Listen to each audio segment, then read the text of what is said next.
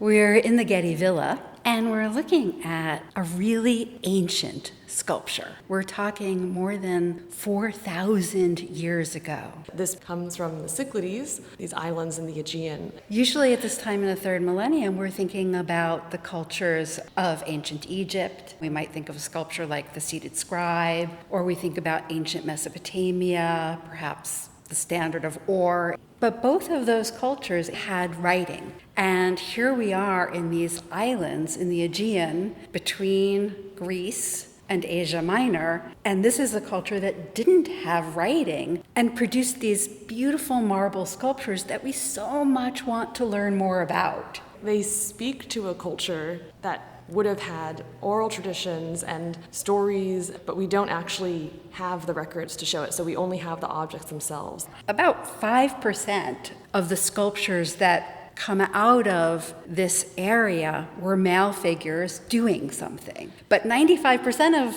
what remains are female figures.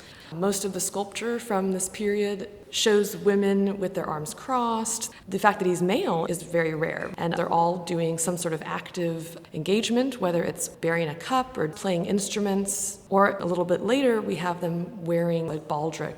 It really engages us, the way that he seems to have his chin lifted and is about to sing. Some of the figures seem to be actively playing the harp, but this figure seems to be at a moment of rest. And we can almost hear him, or the breath that he takes before beginning to sing. It's hard to not think of Homer and the oral tradition of epic poetry, but it's not the best line to draw because this is so much more ancient than Homer. So we've described him as male, but he has no obvious male attributes. This figure's very smooth, very abstracted. It's the activity that he's engaging in that defines his gender, and also the fact that female figures from the same period did have their anatomy identified. So we think about Greek art and we go immediately to the male nude, and there are many beautiful examples of that here at the Getty, but this is not in that very naturalistic tradition. This figure is very abstracted, and by that I mean that the forms of his body are simplified without any indication of musculature,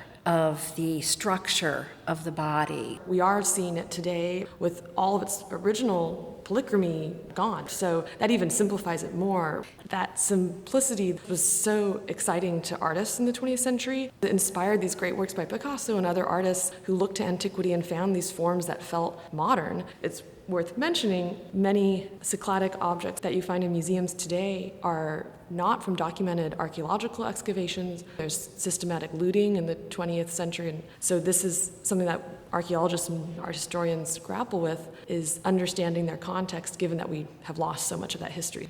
Is it a god? Is it an actual musician? Is it the deceased? Whether they're deities or whether this represented a figure that would play the harp for a person in the afterlife, these figures had an important and unifying meaning to the people of the ancient Cyclades. But these were very specific to this region, these island seafaring people who found ways to craft these beautiful marble sculptures from local materials. This is the Bronze Age, so this is the beginnings of metallurgy. The sculptor would have worked with local minerals like obsidian, emery, pumice, to carve this figure out of a block of marble. So imagine how easy it would have been to take a chisel and accidentally cut a little bit too much and lose that beautiful, graceful arc of the top of the harp. This is an incredibly skilled artisan, and the resources of this culture are going into making the female figures and these male figures.